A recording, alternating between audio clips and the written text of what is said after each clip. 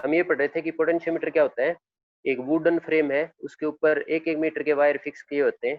तो 1 मीटर का वायर ये है, यहाँ पे एक नेट लगा के फिक्स कर दिया, यहाँ पे कॉपर स्ट्रिप लगा दी नेट की हेल्प से, कॉपर स्ट्रिप, यहाँ पे नेट की हेल्प से कॉपर स्ट्रिप लगा दी, कॉपर की स्ट्रिप, यहाँ पे नेट की हेल्प से कॉपर की स्ट्रिप लगा दी, तो ये फिक्स कर दिया। ठीक है ना, ये क्या है, कॉपर स्ट्रिप। और ये वायर किसके हैं, याद रखने, इस वायर की मेटल का नाम पूछ लेते हैं, एलॉय होते हैं ये, टंगस्टन और मैग्नीन। टंगस्टन और मैग्नीन की एलॉय है, उसका वायर बना होता है। टंगस्टन और मैग्नीन का वायर क्यों बना होता है, क्योंकि ये वायर का रेजिस्टेंस और टेम्परेचर इंडिपेंडेंट है, कि टेम्परेचर के चेंज होने से इसका रेजिस्टेंस चेंज नहीं होगा। ठीक है ना, इसलिए इसके बना रखे हैं, टंगस्टन और मैग्नीन एलॉय है इनके। ठीक है, तो देखो फिर हमने पढ़ा है V equal to I R, V equal to I R. हम R को ऐसे लिख सकते हैं, R को ऐसे लिख लें क्या, rho L by A, R को लिख लें रो एल बाई ए, पढ़ रखा ना, फॉर्मूला पढ़ रखा है। ठीक है, इस वायर के अंदर जो भी करंट जाएगा ना, इस वायर के अंदर जो भी करंट जाएगा वो करंट कांस्टेंट है, तो वो करंट कांस्टेंट है। ये लेंथ है, लेंथ भी कांस्टेंट है, क्योंकि कम ज्यादा नहीं हो रही, लेंथ तो फिक्स कर दी हमने। इस वायर का जो एरिया है ना, एरिया का मतलब जैसे क्रॉस सेक्शन एरिया आगे वाला होता है, तो ये थिकनेस सेम है, थिकनेस सेम है तो क्रॉस सेक्शन एरिया भी सेम, तो इस वायर का क्रॉस सेक्शन एरिया भी सेम, सेम का मतलब कांस्टेंट। तो इसका मतलब ये आई, रो, ए, ये सारी चीजें कांस्टेंट है। और जो ये एल है ना, ये एल, ये एल किस तरह से कांस्टेंट नहीं है, ये ध्यान रखना है, क्योंकि इस पे यहाँ से गैल्वेनोमीटर कनेक्ट करते हैं, और गैल्वेनोमीटर से जॉकी कनेक्ट करते हैं, जॉकी है ना, जे से रिप्रेजेंट करते हैं जॉकी। तो जॉकी को अगर हम यहाँ पे टच करवाएंगे तो इतनी लेंथ की रीडिंग आएगी, जॉकी को अगर हम यहाँ पे टच करवाएंगे तो इतनी लेंथ की, इस वायर की लेंथ कितनी है, जॉकी को अगर हम यहाँ पे टच करवाएंगे तो ये सारा वायर और प्लस में ये रीडिंग आएंगी। ठीक है ना, तो लेंथ वेरिएबल है, जैसे ही हम यहाँ से जॉकी स्लाइड करेंगे ना तो लेंथ वेरी करती जाएगी, तो लेंथ वेरिएबल है, बाकी सारा कॉन्स्टेंट है। करंट, ये रेजिस्टिविटी ऑफ वायर, ये एरिया ऑफ क्रॉस सेक्शन, ये सारा कांस्टेंट है और ये वेरिएबल है, तो ये कांस्टेंट है। तो इसको हम ऐसे लिख सकते हैं, V directly proportional to L। यहाँ का जो भी पोटेंशियल ड्रॉप है वो लेंथ के डायरेक्टली प्रोपोर्शनल है। डायरेक्टली प्रोपोर्शनल का साइन हटाने के लिए कांस्टेंट लगाते हैं, तो ये सारा कांस्टेंट ही है। अगर ये सारा कांस्टेंट है तो ये आपस में डायरेक्टली प्रोपोर्शनल है।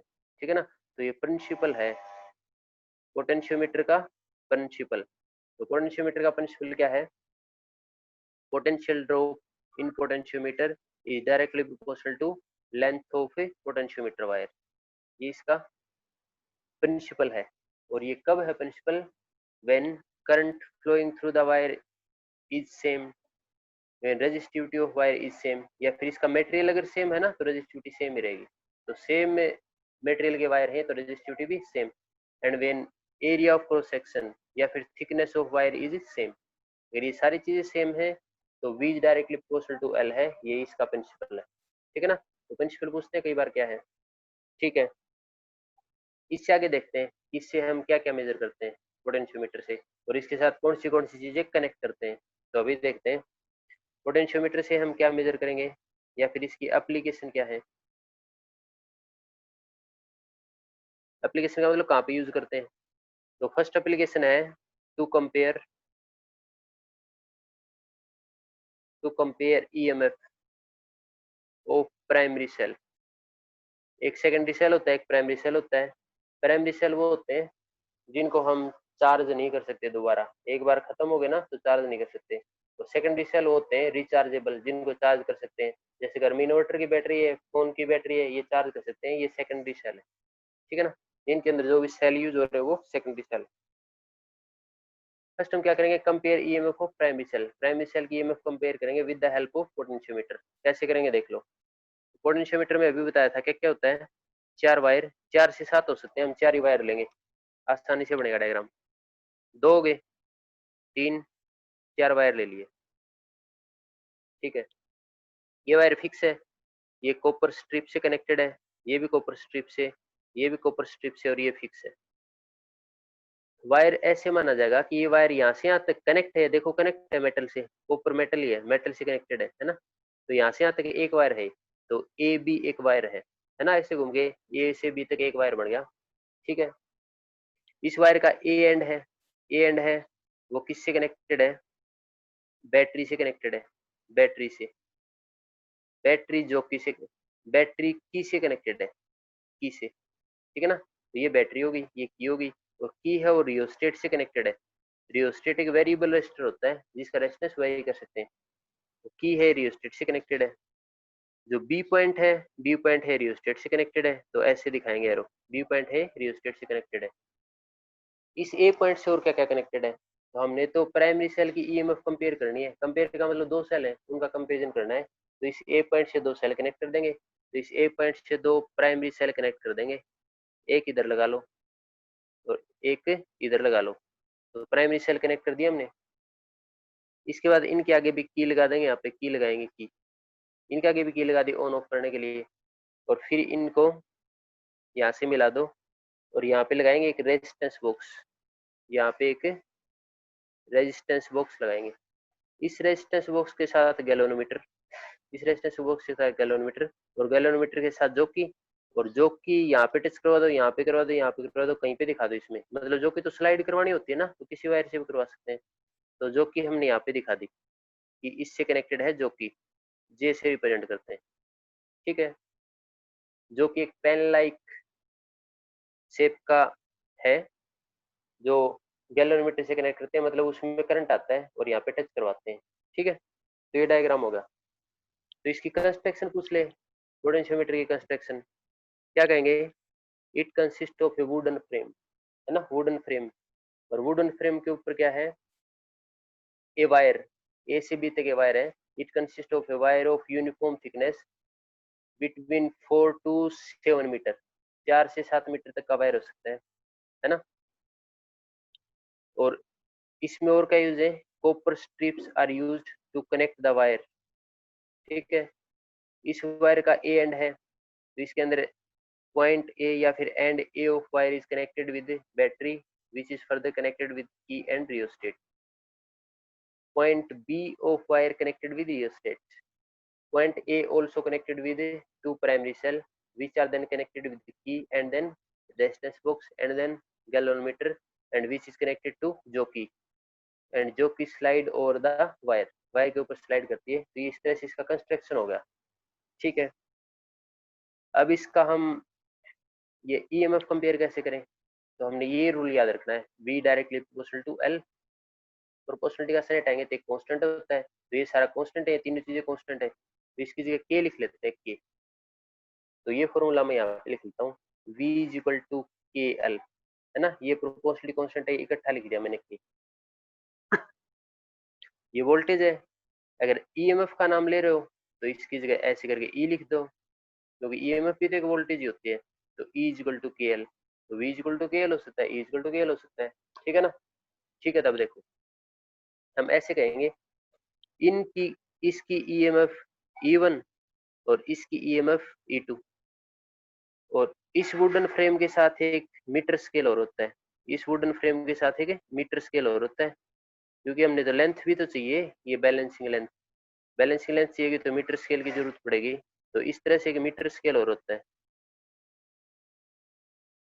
Metre scale.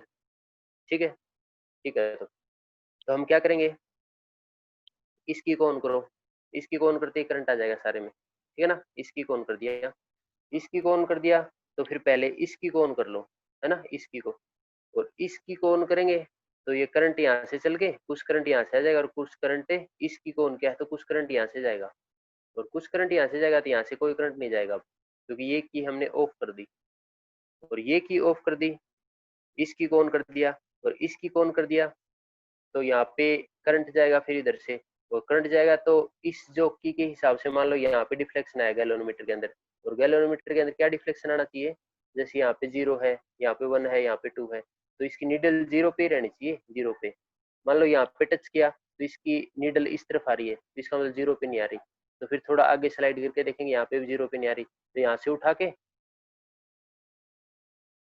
अब एक बार फोन डिस्कनेक्ट हो सकता है, मैं दोबारा कनेक्ट कर जाऊंगा, ध्यान रखना। देखो यहाँ से अगर उठा के जोकी को मान लिया यहाँ पे टच करवा दिया तो अब आ गया जीरो कनेक्शन, तो मतलब नल डिफ्लेक्शन आ गया, उस टाइम पे मेजर करना है। तो मान लो यहाँ पे टच करवाया, यहाँ पे टच करवाया तो लेंथ में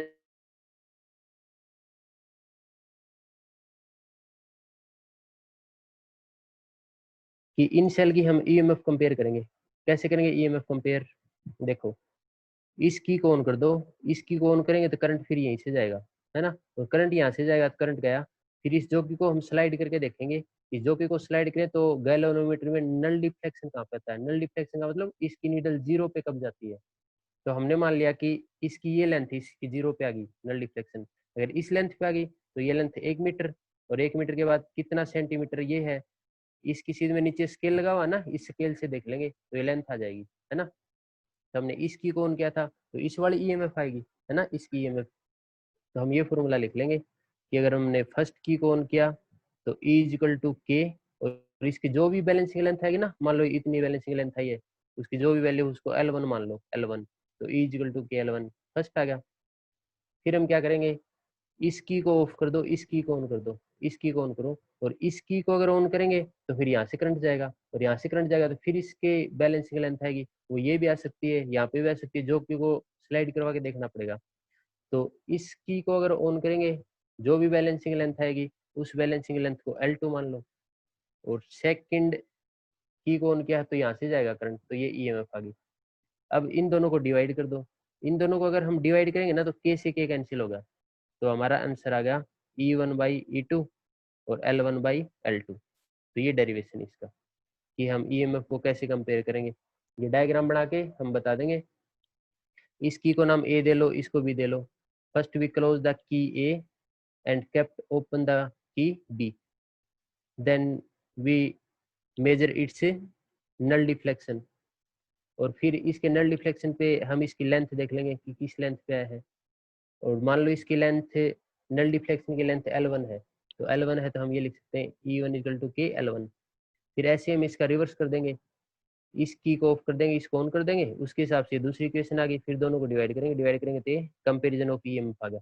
एक नंबर का न्यूमेरिकल भी आ सकता है कि प्राइमरी सेल की बैलेंसिंग लेंथ दे रखी हो, एक की ईएमएफ दे रखी हो, दूसरे की निकालनी हो, या फिर दोनों की ईएमएफ दे के एक लेंथ दे रखी हो, दूसरी बैलेंसिंग लेंथ निकालनी हो, तो ये फॉर्मूला लगेगा। ठीक है ना।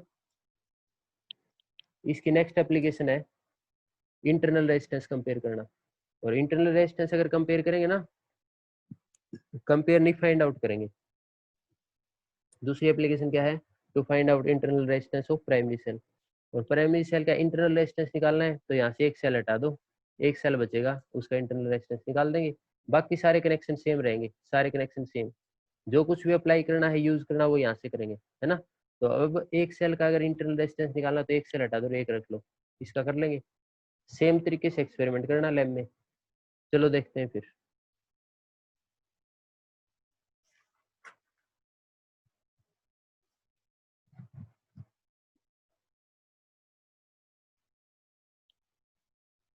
दूसरी एप्लीकेशन क्या है, प्राइमरी सेल का इंटरनल रेजिस्टेंस निकालना है। इंटरनल रेजिस्टेंस को स्मॉल आर से रिप्रेजेंट करते हैं। कैसे करें, डायग्राम याद होना चाहिए, 4 वायर हो गए, 4 वायर, यहाँ से स्टार्ट करना है, यहाँ से क्लोज करो, यहाँ से क्लोज करो, यहाँ से क्लोज करो, है ना। ये सारे वायर हमने कॉपर स्ट्रिप से ज्वाइन करवा दिए। ठीक है, यहाँ से इस एंड से हमेशा बैटरी, बैटरी से हमेशा की से हमेशा रियोस्टेट। ठीक है ना। ये पॉइंट ए है, ये पॉइंट बी है, बी पॉइंट से रियोस्टेट। ठीक है, इससे अब एक सेल की ईएमएफ कंपेयर करनी है ना, तो ले लो एक सेल जिसकी ईएमएफ कंपेयर करनी है, तो इस तरह से ले लेंगे हम। इस सेल के साथ फिर हम गैल्वेनोमीटर कनेक्ट कर देंगे, और गैल्वेनोमीटर से आगे तो सभी को पता है ये जी है गैल्वेनोमीटर, और इसके बाद फिर जॉकी, तो जॉकी से कनेक्ट कर दिया, और इसके पैरेलल में, इस सेल के पैरेलल में एक रेजिस्टेंस बॉक्स लगा देंगे, इस सेल के पैरेलल में एक रेजिस्टेंस बॉक्स ये लगा दिया। तो देखो अब आगे कैसे करेंगे, इस सेल की हमने ईएमएफ कंपेयर करनी है, तो इसकी ईएमएफ हमने ई ले ली, इस सेल का हमने इंटरनल रेजिस्टेंस निकालना है। चलो देखो अब कैसे निकालें, वही सेम तरीका है। इसके साथ एक की और लगाएंगे हम, क्योंकि की लगाएंगे तभी तो ये काम करेगा। तो इसके साथ हम एक की और लगा देते हैं, क्योंकि उससे ऑन ऑफ हो जाएगा, है ना। ये की लगा दी हमने, की, इस की से ऑन ऑफ करेंगे। अब देखो, अगर हम इस की को ऑफ कर दें, अगर हम इस की को ऑफ कर दें और इस की को ऑफ कर देंगे तो फिर करंट यहाँ से जाएगा। इस की को ऑफ कर दें तो करंट यहाँ से तो जाएगा नहीं, और करंट यहाँ से नहीं जाएगा तो यहाँ से जाएगा, तो इसकी वजह से करंट जाएगा। इसकी वजह से करंट जाएगा तो फिर यहाँ पे उसी तरह से कुछ ना कुछ बैलेंसिंग लेंथ आएगी, और उसी तरह से बैलेंसिंग लेंथ आएगी तो E इक्वल टू के L1, इक्वेशन 1 होगी E इक्वल टू के L1। फिर इस की को हमने ऑफ किया था तब ये कंडीशन आई है। अब इस की को ऑन कर दो, इस की को ऑन कर दो, और इस की को हमने ऑन कर दिया ना, तो देखो ये बैटरी है, इस वाली बैटरी का करंट आएगा, और इस वाली बैटरी का करंट आएगा तो ऊपर से आ सकता है अब, है ना, क्योंकि यहाँ से तो इसकी खुद की बैटरी का जाएगा करंट। तो अब की बार हमने इसकी को ऑन कर दिया, इसको भी ऑन कर दिया, और इसकी को ऑन करेंगे तो यहाँ से करंट जाएगा, वो ऊपर से करंट गया, तो इसका करंट गया है, और इस बैटरी की जो भी वोल्टेज है वो वी है, इस बैटरी की जो भी वोल्टेज है वो वी है। इसको ड्राइविंग बैटरी भी कहते हैं, ड्राइविंग सेल। ड्राइविंग का मतलब इस सर्किट को चलाता है, ये सारा, ये चलाता है इस सारे सर्किट को। ये इस पे तो हम अप्लाई कर रहे हैं, इस सेल पे तो हम अप्लाई कर रहे हैं कि इसका रेजिस्टेंस निकाल के दिखाओ क्या आएगा। देखो तो फिर, तो इसकी को हमने ऑन किए कर दिया तो इसका करंट आएगा, और इसका करंट आएगा तो उसकी कुछ बैलेंसिंग लेंथ आएगी यहाँ पे, तो दूसरे वाले की बैलेंसिंग लेंथ आएगी, उसको के L2 बोल दो, के L2, है ना। तो अगर इसके बारे में लेंगे तो ई लिखेंगे क्योंकि ईएमएफ है, और इसकी लेंगे तो वोल्टेज वी, इतना आ गया। फिर हमें पता है कि ये दोनों ही वोल्टेज है, और वोल्टेज तो आई आर होती है, वोल्टेज तो आई आर, ठीक आई आर होती है, तो लिख लेते हैं। तो जहाँ पे वी लिखा मिलेगा ना वहाँ पे तो होगा आई आर, वी लिखा मिलेगा वहाँ पे आई आर, और ई लिखा मिलेगा वहाँ पे आई इंटू में आर प्लस आर, ई लिखा मिलेगा वहाँ पे आई इंटू में आर प्लस आर। जहाँ पे ईएमएफ है वहाँ पे टोटल रेजिस्टेंस लेते हैं, इंटरनल प्लस एक्सटर्नल, और जहाँ पे वोल्टेज होती है ना पोटेंशियल डिफरेंस, वहाँ पे एक्सटर्नल रेजिस्टेंस ही लेते हैं, क्योंकि वोल्टेज ड्रॉप तो एक्सटर्नल रेजिस्टेंस से अक्रॉस हो रही है। तो वी है तो आई आर, और ई है तो भी आई आर है, लेकिन यहाँ पे टोटल रेजिस्टेंस है, ठीक है ना।